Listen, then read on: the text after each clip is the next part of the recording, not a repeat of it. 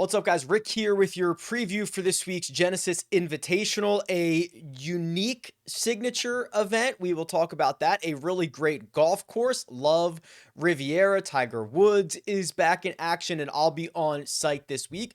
As of right now, definitely Tuesday. Get a little reconnaissance in before the tournament starts. Definitely Saturday. I'll be at the Travis Matthew tour bus for a little bit as well if you want to stop by. Working on other days, there's a lot going on. We'll see where it ends up shaking out. But let me make a note real quick about this event. This is a signature event, but unlike other signature events, there is a cut. So I believe the field right now is 71 golfers. They are going to cut it down to the top 50 and anyone within 10 shots, which honestly might be the whole field. But there technically will be a cut. And the big news out of that is because there is a cut, the distribution of prize money is different. So the other signature events, 3.6 million to first, that's 18% of the purse. This is 20% of the purse, meaning first place gets $4 million. That's important for your one and dones. This event, the Arnold Palmer and the Memorial will work under those same constraints.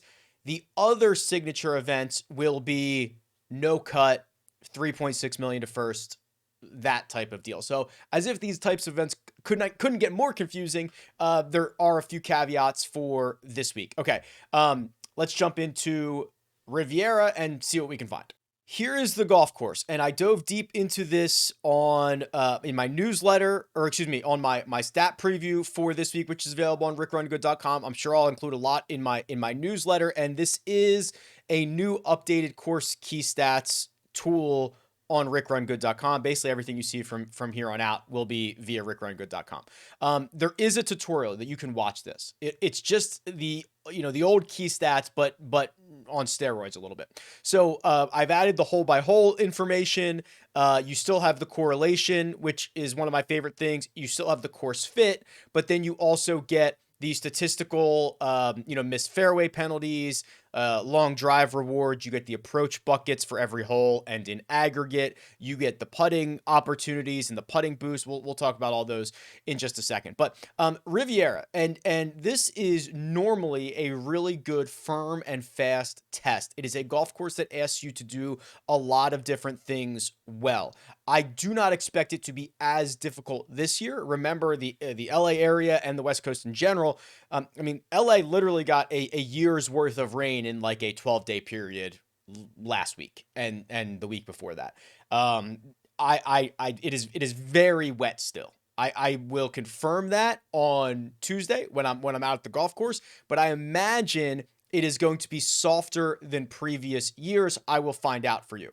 The shot making that you need at Riviera is pretty intense. It's a pretty complete game. You have to hit it in both directions off the tee. You've got to also avoid, there's I'll get to the Kikuyu rough in a second, but playing out of the fairway on some holes is a really big reward. On other holes, it doesn't really matter. So what you're constantly doing is you're constantly strategizing. You're constantly having to hit a bunch of different shots off the tee. If you look at the regression model, it loves driving distance. Only 13 courses are more strongly correlated to driving distance and success than Riviera is. It loves around the green play. We'll talk about that in a second. The approach buckets. I think I included this in my article.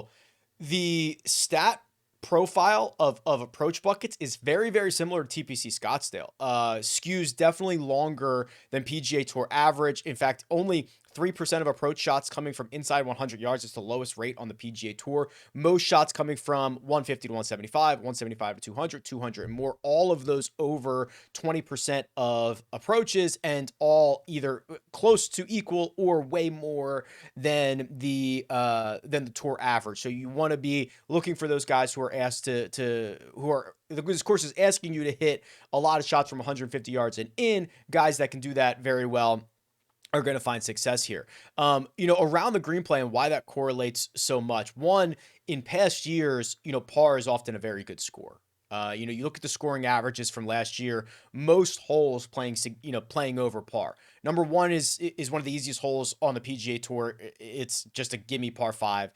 17 again, and another. I mean, it's the par fives, and then everything else plays over par. So those are your scoring opportunities. So par is often a good score, and this is the first time in the calendar year that we see Kikuyu grass around the greens. And if you've ever seen or played in Kikuyu grass, it is very rough. It is very sticky. It's very menacing, quite honestly. It's an intrusive grass. The reason it works in a lot of places that don't get a lot of rain is because you can't get rid of it. Right? I mean, to get rid of Kikuyu. If Riviera wanted to get rid of Kikuyu grass, or any golf course wanted to get rid of it, they would have to burn it out. They would literally just have to like flame the golf course to get rid of this. And it is so nasty. And you see that in your golf club. You have to hit really committed shots. It wants to grab your club. It wants to turn it. It wants to be snaggy, nasty, nasty stuff. The other thing that I like for the new course key stats model here is this putting section. And what I've done, I tried to make this like not galaxy brain myself here. But the way that I've done this, and there was a really good example last week with TPC Scottsdale. TPC Scottsdale was, it's very difficult to hit it close to the pins. It was significantly, lower in terms of birdie opportunities than a lot of tour average spots from like 4 to 8 feet, 9 to 15, 16 and 26, etc. The reason that that's important is because when you start realizing where most players are hitting their shots to, a lot of guys play similar shots. Where are those birdie opportunities coming from? Are they more or less than tour average? And then looking at each golfer's putting ability from those ranges and the frequency in which those putts are expected to come from, you can say this is a good putting spot for somebody or this is a bad putting spot for somebody. So the way that this looks for Riviera is it is actually a little easier to access pins than tour average from 4 to 8 feet. So that is 14% of birdie opportunities coming from 4 to 8 feet. Tour average is about 12. 9 to 15 feet, a little easier as well, but very close to tour average. And then from both 16 to 26 feet and 27 to 36 feet, Riviera is below tour average. So that you're looking to give kind of a big boost to guys who putt well from 4 to 8 feet, who putt well from 9 to 15 feet, not necessarily as much from the longer distances. If you're going to be able to hit it close, you got to be able to roll them in. Long story short, the way the calculation pumps out is it's not Scotty. Xander Schauffele, Eric Cole, Tommy Fleetwood, Sam Ryder, Taylor Montgomery, those types of golfers get a bigger putting boost here based on the above numbers. I will dive into this, and I do dive into this a lot more in the tutorial. I won't, crush you with all the stuff right now. We'll continue to move on, but long story short, be long off the tee, be a great driver. Hit your long irons, mid to long irons well, have a sound short game that can get you up and down for par in a lot of situations. And maybe this year, roll in some more putts, hit it closer because the greens are likely to be softer. And I think we might get, again, I'll know more on Tuesday, but I think we might get some pretty good scoring conditions all said this week at Riviera. Here's the cheat sheet, and there are 4 golfers over $10,000. Scotty Scheffler, 11.5. Rory McIlroy, 11.2. Xander Schauffele, 10.1. Victor Hovland at $10,000 flat. Let's just start with Scotty Scheffler here, and he's a machine, right? I don't need to spend a ton of oxygen on Scotty. What he did last week was phenomenal. He is the best tee to green player in the world. It's not remotely close. He did gain strokes putting in each of the first 3 rounds, which I think is good news. He gained strokes putting at Pebble Beach. He gained strokes putting in 3 out of 4 rounds last week. He is making progress. I think what happens what happened on Sunday is when you're going through something and you're obviously putting is taking up such a big focus of his game and his time and his mental wherewithal. When you get that under pressure and you get that in stress, you saw a couple of short misses late. Scotty Scheffler at his worst is finishing like T3 in these tournaments. It is brazenly sick. It's jarring. It's incredible stuff. I'll pull up his history here at this event. T12 last year, T7 the year before that, T20 in 2021, T30 in 2020. He missed the cut here in 2018. Not too worried about that. He has gained strokes putting here in each of the last 2 years. In fact, he's gained in 6 of his last 8 rounds. I think, I mean, this is not a hot take. I'm not breaking news. Like, Scotty Scheffler is going to be in the mix again this week. There's just no other way around it, right? Let's look at what Rory McIlroy has been up to and see if there are some hairs to split between these two. And Rory looks like one of the early kind of X factors here, right?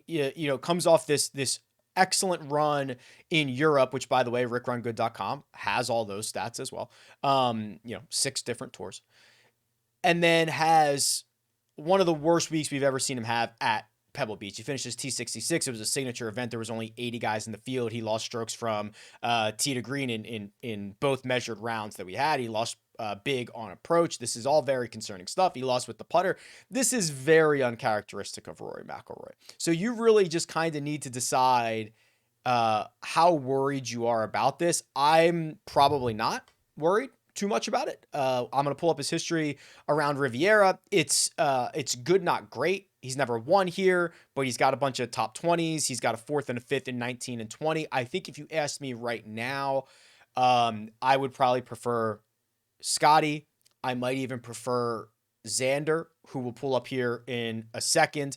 The lack of really, really good history at Riv, and the idea that, maybe it is something that popped up that he hasn't been able to get, ironed out since Pebble is a little bit concerning, but I trust Rory to be okay. I would just have to split hairs at the top of the board here. We'll look at Xander, because I'll tell you what, he did not play particularly well at Pebble Beach, and his cut streak got saved by the fact that that was a no-cut event. He did play better in round 3, though, which it was a measured round at Pebble Beach, and it looked much more like the Xander that we would expect. He basically gained strokes across the board. I think that is a really good sign that a bounce back is coming here. He was great at Torrey. He was great at the American Express. He was great at the Century. I would probably be willing to forgive Xander for 2 bad rounds in which he turned around. Victor's much more interesting. And I'm going to do a little bit of a breakdown, probably on Twitter. And I did a little bit in the article on RickRunGood.com as well. The way that he plays the 15th hole, or has played the 15th hole historically, is unique, right? There's only a couple guys that do it. He wants to play down 17 fairway. It is a math based decision. It's cool. The PGA Tour has tried to put up a scoreboard there to deter that. I don't know if this year they're going to do a double-decker scoreboard, because you can just go over the scoreboard if you're Victor Hovland.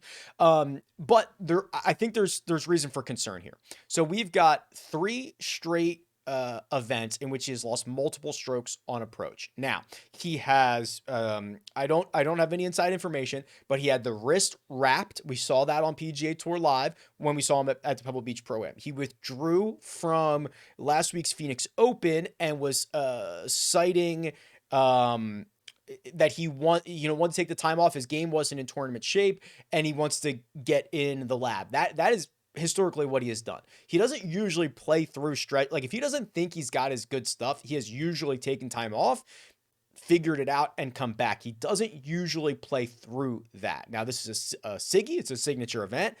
If you look at his history here, which I'll pull up right now, it's a T20 in 2023, a T4 and a T5. So he's been really good. And I think that will, combined with the $10,000 price tag and almost guaranteeing 4 rounds, it's not a guarantee, but that's a good thing for Victor this week. I think he'll be somewhat popular.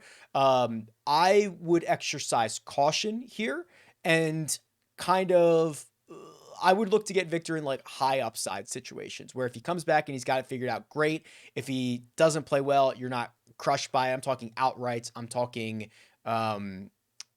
maybe even one and done if you were feeling frisky or have gotten off to a slow start. That type of situation. This is concerning, though, because I'm not sure we've seen him lose on approach for 3 straight measured events ever. Yeah, I just scrolled through like basically his entire career, and it hasn't happened. We're in the midst of one right now. So I'll show you something crazy here. So the last 36 rounds on the power rankings, just raw strokes gained. Victor Hovland is the second best player in this field behind Adam Scott, believe it or not. That's surprising in its own right. Gaining 1.8 strokes per round in the last 36. Now, the problem with that is if you go to his last 12 rounds, he is a tour average player, 0.03 to the positive, which is a stroke and a half behind each one of Xander, Rory, and Scotty. So the last 12 have not been good. The 24 prior to that have been phenomenal. And even with Xander struggling, Rory struggling, those guys are kind of lapping Victor in raw strokes gained over the last 12. 12 is a very small sample size. I'm pointing it out. You can make your own decisions, but it is worth noting. The 9K range is a ton of fun. I am fascinated to find out what everybody wants to do with Max Homa here. Very popular golfer who was popular again last week, did not play well. He missed the cut. Was popular the week before that at the Pebble Beach Pro-Am, did not play well, finished T66. Now he is going to his Super Bowl, the place that he's got a win, a runner-up, just like this is it for him. And we'll know more by the time we get to the live chat on Wednesday, 3 p.m. Eastern Time, Rick Run Good YouTube channel. We'll know more about what the industry is going to do with him this week, but really, really fascinating. He didn't play well in Phoenix. He lost strokes ball striking in both rounds. Pebble Beach, he started well, gained 2 strokes in round 1, and then lost 2.1, lost 2.9. So he's in a stretch of golf now where he's lost multiple strokes to the field 3 times in his last 4 rounds. Played a little bit better in round 2, but not great. The other thing that I want to look at, because I cannot remember this off the top of my head, but I'm pretty sure he was in the bad wave. Let me confirm that. He was in the bad wave last week. AM, PM, which by the time everything was said and done, was like 3 shots worse than the other wave. That they kind of got wiped. So if you're willing to forgive those guys, you got to be able to forgive Max Homa here. Let's look at his Genesis stuff because it's pretty crazy. He's got the runner-up last year, 10th in 2022, win in 2021, 5th in 2020. So yeah. Very good. In each one of those starts, he's gained in each of the 4 strokes gained categories. It's really impressive. I'm likely to forgive on Max Homa pretty quickly, but the rest of this 9K range does offer a lot of good stuff. You guys know I'm quite high on Colin Morikawa. You guys know I'm quite high on Justin Thomas for this year. You guys, what Ludwig's doing is insane. We'll talk about that in a second. But the fact that Patrick Cantlay is $9,300 feels a little bit criminal. This is a guy who actually wins a lot of golf tournaments, who has a great history here. He's got the 3rd place finish last year, 33rd, 15th, 17th, 15th, and the T11 at Pebble Beach was really weird. So he got off to a blazing hot start. He gained 6 strokes to the field. He played Spyglass in round 1. Then he lost a little bit in round 2, lost a little bit more in round 3. That's it. We only played 3 rounds and it was a T11. And that's kind of a bad result, especially when you start out gaining 6.3, but compared to what he did at the Farmers and what he did at the American Express, that was still a better result. So I definitely think there's going to be a lot of hesitancy to play Cantlay because I don't think he's a very popular guy in general. He usually hovers in the 14 to 18% ownership range, and he's not playing blazing hot golf. But look at these metrics around Riviera. I mean, these are good. I mean, the data that we get from Riv is it's always 4 rounds. It's always shot length. The course generally plays similar each year. It asks you. I mean, this is a really impressive stat profile. It really is. You look at, this is 2024 season stuff. He's great from 175 to 200. Let's go back to 2023. It'll give us more information. He's 20th from 150 to 175 on tour. So in this field, it's even better. He's 175 to 200. He's 40th. So even better. From 200 to 225, he's 5th. I mean, he's very good with his, he's actually worse with the wedge. He's worse compared, relatively in terms of rank from 100 yards and in or 125 yards and in than he is from 125 and out, which is good here. So I think he's pretty criminally priced at $9,300. We'll do the Ludwig stuff because this is, a course that asks you to do a lot off the tee, and Ludwig can do anything. I feel like I'm like his mom. He can do anything he puts his mind to. The rest of his game, I think, has matured even faster than we would have expected. There's a really good chance he would have won at Pebble Beach. What was he, a stroke or two behind Wyndham Clark with 18 to go? He had gained at least 2 strokes in each of the first 3 rounds. They cut it short and he never gets a crack at it. T9 at Farmers, like big boy golf course. He wins the RSM class. I mean, this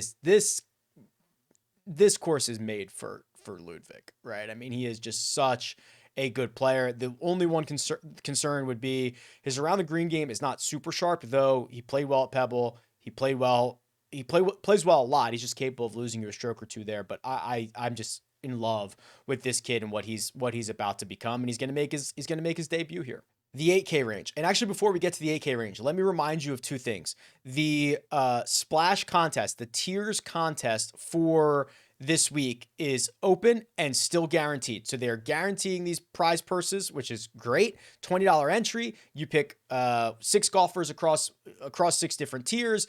I've been basically donating to this every single week. I can't tell you the last time I won one early, I guess in the fall of last year, and I've just been giving that money back ever since. So that link is in the description. You can join that. And then also, Underdog, if you did not see this, has released, if you missed out on best ball starting last week, have no fear. So they've released 2 new best ball options. So one that starts, I believe, at RBC Heritage and runs through the Open Championship. Don't quote me on that, but I believe that's what it is. And then one for just the major championships. Now that has a lot of different wrinkles to it because you are going to get access to the live guys. I love that. I love both of these. So I'm going to try to get you some major championship rankings like I did for the season long, and I'll update the season long ones to start with the RBC Heritage. But these are great and they fill pretty quickly. And the way that it works, they have to kind of, they only release so many of these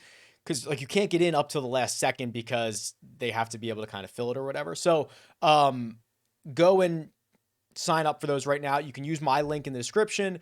It'll get you $100 deposit match as well. And these are very, very cool. So I'm stoked. I'll dive into those. I'll dive into those more as the next couple weeks go on. Sam Burns. So Sam Burns is $8,700. Sam Burns. I used Sam Burns nearly across the board in one and done last week and was thrilled with the result. Which means I was probably watching him more than I should have. This dude, especially on Sunday alone, and he shot like a 64 on Sunday, which I think was 7 under, tied for the best round. He was stuffing everything. Even the putts that he missed, and he made a ton of them. He missed like a 7-footer, a 10-footer, a 9-footer, like all in the I mean, these are coin flips, but this could have been, Sam almost stole this one. And now he's got T6, 10th, 3rd in his last 3. Remember, he almost won this event a couple of years ago. I think he ended up finishing 3rd, but he had the lead. I'm pretty sure on 10 on Sunday, he had the lead. He is a much better golfer now. And I find that he is a streaky guy. And when he's in the middle of a hot streak, you ride with him. Missed the cut each of the last 2 years. That 3rd place finish was in 2021. Yeah, you see, just kind of gives a little bit back.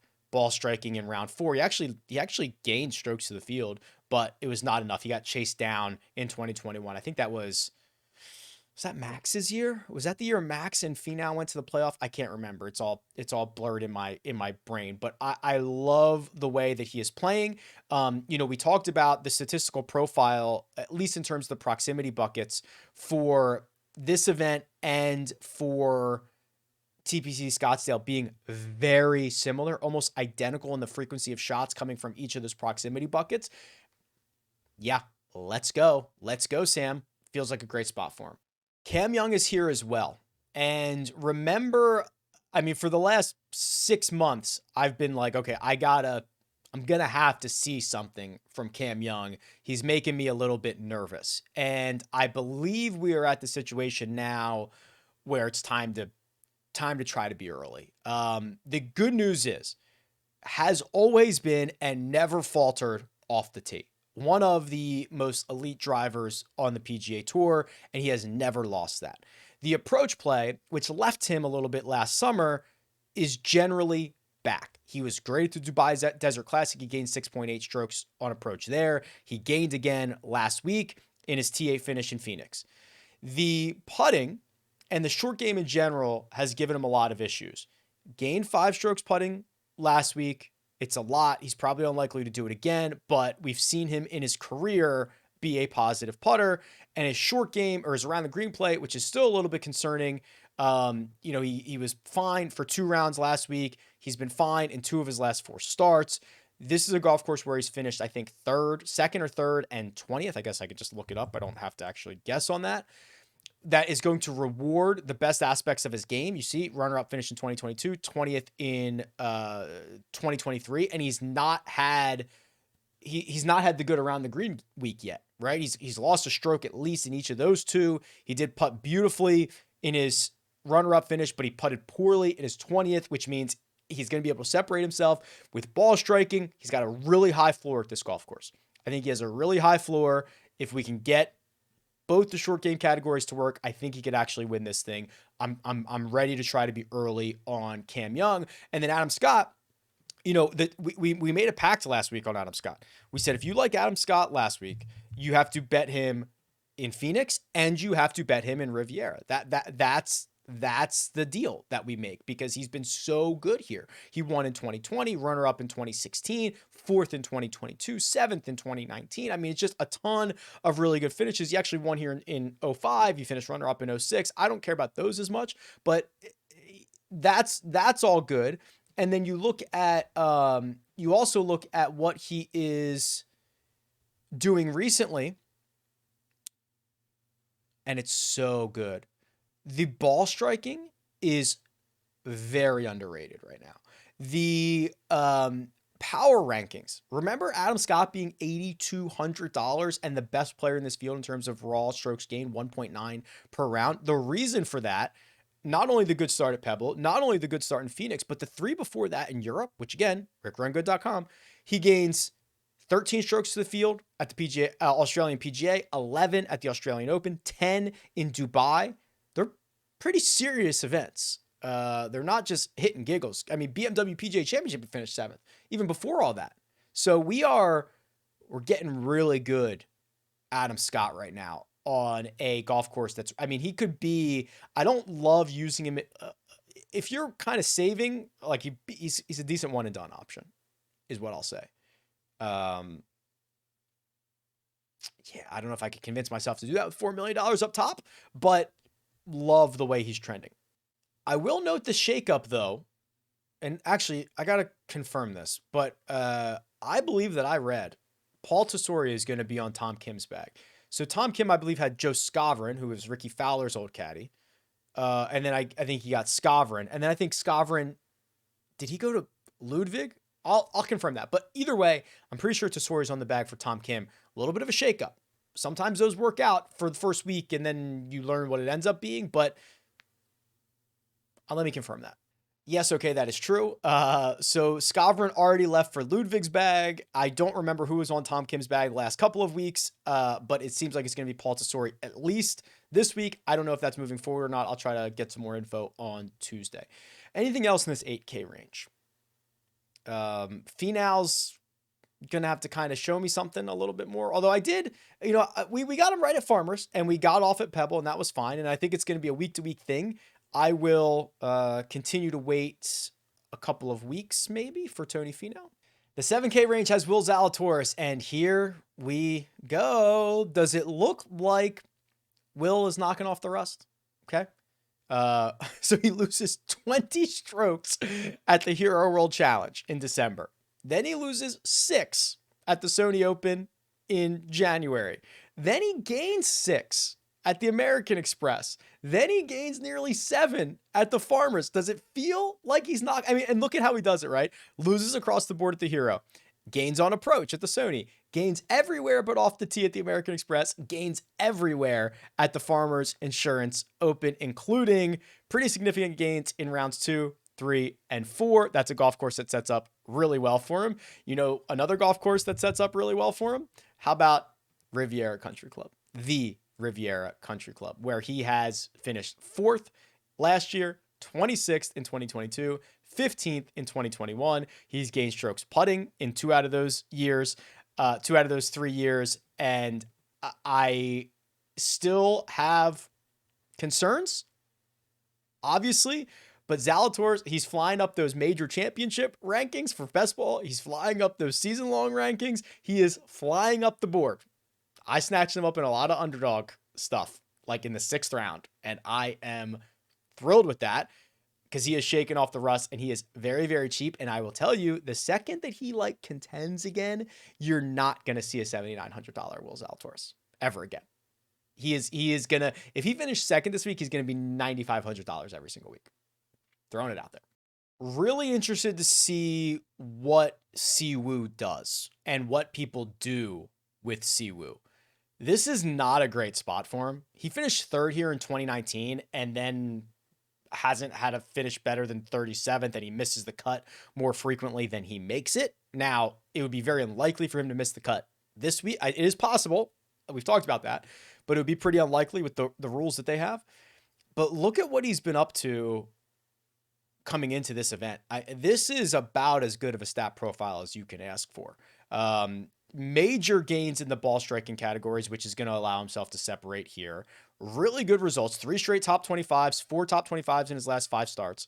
The putter was positive in Phoenix, where round 1 he was a 0, round 2 he gained a stroke, round 3 a 0, round 4 small loss. We will take that every single round for Siwoo. So I'm pretty optimistic, and especially if I can catch him at a low number, because there's a lot of names in the $7,600 range. People will opt for, probably Will Zalatoris. People will look at Russell Henley for the ball striking prowess. People might look for Denny, who's played well, a couple of top 25s coming in. And what are we going to do with Siwoo, who's been horrible here? Well, I think we grab him. Really, continuing big concerns over Ricky Fowler at $7,400. We've spent a lot of oxygen on that. It is a really bad stat profile. Something's really screwed up there. Nikolai Højgaard is 7,800. What are people going to do with him? I think it's, this is a staple event. We've seen it every single year. It's been at Riviera forever. What do people do with guys that have never played here before? And especially because you have guys with a lot of really good course history. Højgaard is $7,800. Has not played here before, but look at the results. Again, you've got to include what he did on the European Tour. I've got the metrics for it. I've got the results for it. He goes runner-up at Nedbank, wins the DP World Tour Championship, 25th in Dubai at the Invitational, and then T7 at Dubai Desert Classic. Then he finishes runner-up, Big Boy Golf Course, at Torrey, and 31st at Pebble, in which he lost 3.6 strokes at Spyglass in round 1. He gained more than that in round 2, and then he was a small loser in round 3. Weird event, gets shortened, still finishes T31. The ball striking, the off the tee game is sound. This kid's legit.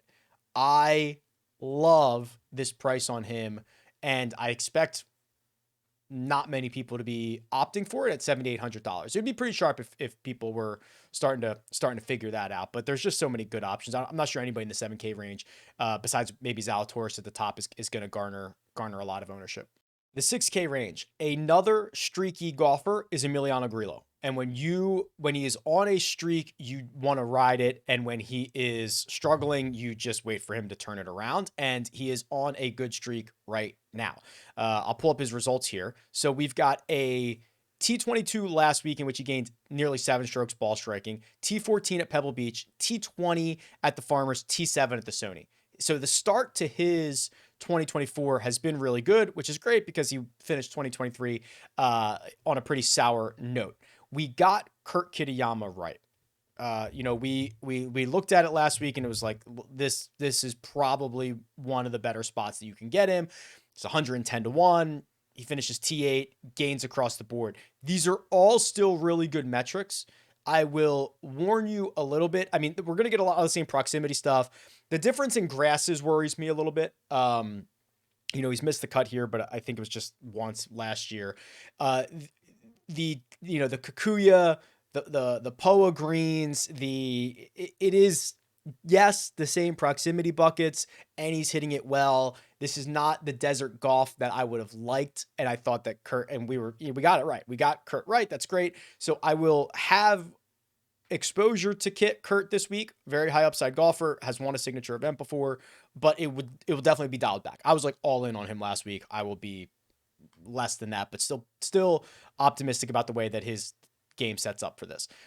Let's do the Tiger Woods conversation, right? I mean, I'm like contractually obligated by the game of golf to talk about Tiger Woods whenever he's in the field. He is $6,500. He is all but guaranteed a 4 rounds as long as he's in the top 50 or within 10 shots.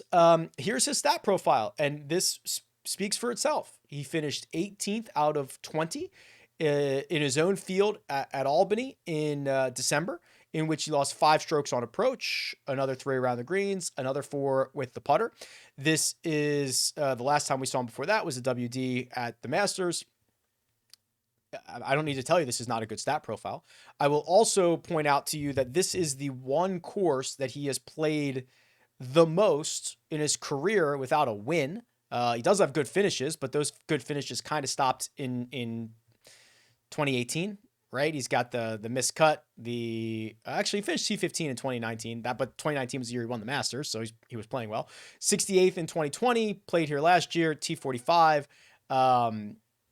This is the year, God, this is last year already where he handed the tampon to Justin Thomas, and I tweeted about it and it went viral. That was insane. So yeah, I don't think I'll be playing Tiger. I'm excited to watch him this week. Can't wait to get out there. I hope he makes the cut, but I don't know. How could you play him over anybody? Taylor Moore, Luke List, who I think gained like 1 billion strokes ball striking here last year. I mean, over any of these guys, really. I mean, Sam Ryder is actually. Why is Sam Ryder the min price? Sam Ryder's the same price as Chase Johnson, who got in on a Sifford invite, or Nick Hardy, who's been horrible for the last year. Sam Ryder's $6,000. I'm not saying Sam Ryder's amazing, but Sam Ryder's got back-to-back top 25s here. He is capable of playing well. He's got a 31st at Pebble, missed the cut in Phoenix, which was all because of the putter. And he hasn't putted great, but this is way better than a guy who's $6,000. For sure. For sure. Okay, let's use the custom model and figure out some more stuff here. So I'll zoom in a little bit so that you can see. Actually, before I forget, what I wanted to do was, I think I saved this last week, right? So 2024. Yeah. Okay. So because the stat profile is fairly similar for last week, what I wanted to do was open up that profile for, this week, which, well, okay. Tiger gets a big boost because he has a tiny sample size spread out over a long period of time. But it's Scotty Scheffler, Justin Thomas, Hideki Matsuyama, Adam Scott, Patrick Cantlay, Rory McIlroy, Tom Kim. That's interesting. Cantlay gets a boost. Adam Scott, I'm telling you, Adam Scott I don't know if he's gonna win. And I wish I had the cojones to play him in one and done. And maybe I will. Maybe I've got a lot of entries. Maybe I will. I definitely will get to Adam Scott in some of them. But man, I wish I had like the cojones to be all in on him. Okay. Let me reset this. So what I would do for this week is probably something like this. We would do last 36 rounds for strokes gained off the tee for 25. I will do a little bit of a catch-all for strokes gained approach last 24 for 10, but then what I'm actually going to go down and do is put a little more on those buckets. So I'm going to do 8, 8, 8 on 150 to 175, 175 to 200, 200 to 225. So that's another 24. So we've got 41 to go. I do think the conditions are going to be a little easier than normal. I don't know if that's going to be easy per se. So what I'm actually going to do is I'll say birdies or better gained for 10. I will do course history at Riviera for 10. I've got 21 remaining. I do need around the green a little bit. I could do scrambling, or I could do strokes gained around the green. I should probably just do strokes gained around the green. Last 24 for 10, and I've got 11 left. I didn't do anything putting wise, did I? I could do putting on Poana for 11 more. Number 1 golfer, Scotty Scheffler. Oh my God, it's Adam Scott's number 2. I'm telling you, he models well. He's got, he passes the eye. It's just all there, isn't it?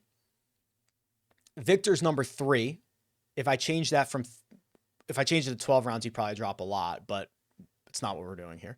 Colin is 4, Rory 5, Ludwig 6, Patrick Cantlay 7. Xander is 8, Justin Thomas is 9, Tony Finau's 10. That's pretty surprising. Benny On gets up to 12. Just kind of looking for, value guys as I scroll through this. Cam Young is 15. Lucas Glover is 16. I do not trust that guy. Zalatoris is 19th at 7,900. Svensson is 17 at 66. Sung Jae gets knocked down. Jordan Spieth gets knocked down pretty far. Homa gets Homa gets a kind of a big knock here. He's 41st at $9,800, which stinks. All right, cool. Well, I love that. I'm telling you, it just feels like Adam Scott week, doesn't it? All right, go sign up for Underdog. Use the link in the description. Go sign up for Splash. Use the link in the description. Most importantly, go sign up for RickRunGood.com. Literally, I'm trying to make improvements constantly. I love it. I think you will too. I'll see you out there on Tuesday. See you out there on Saturday. See you on the live chat on Wednesday. Best of luck, and I'll talk to you guys soon.